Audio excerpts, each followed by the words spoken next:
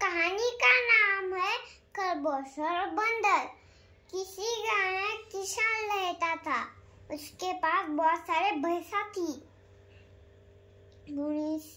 पर उसे बाजार में गया और एक बंदर और खरगोश को खरीद लाया।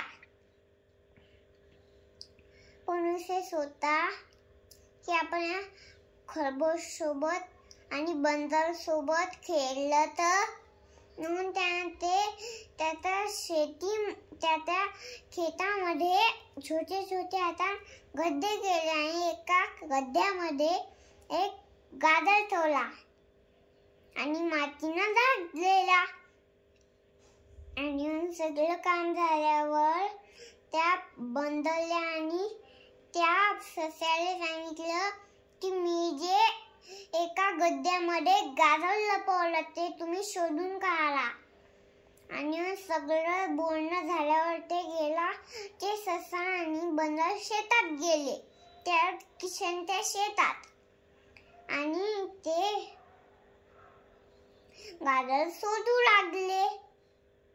पण त्या बंदर होता आळशी। त्याला वाटलं आपण या खड्ड्यामध्ये कसं गाजर ठेवा एवढ्या मोठ्या कामामध्ये। म्हणून त्याला विचार सुचला की आपण मस्त झोपलं की।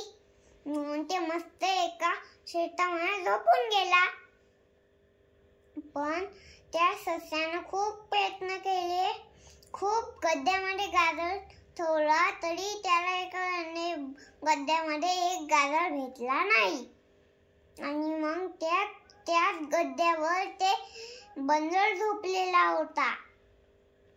मग ते बंदर उठला आणि मग त्या खरगोशनं ते गाजर निकाला आणि त्या किशनला दाखवलं। आणि मग त्या किशनला म्हणलं त्या बंदरने म्हणलं नाही त्या खरगोशने म्हणलं शाबास तू हे गाजर शोधून काढल्यानंतर ते बंदर जागी झाला आणि म्हणला आणि त्याला खूप वाईट आठवत होतं। आपण बी एक गाजर शोधलं तरी आपल्याला शाबासकी मिळत होती। आपला मालिक आपल्याला शाबासकी देत होता। पण त्यानं प्रयत्न नाही केले। ते बंदर ते गाजर शोधायचे प्रयत्न नाही केले।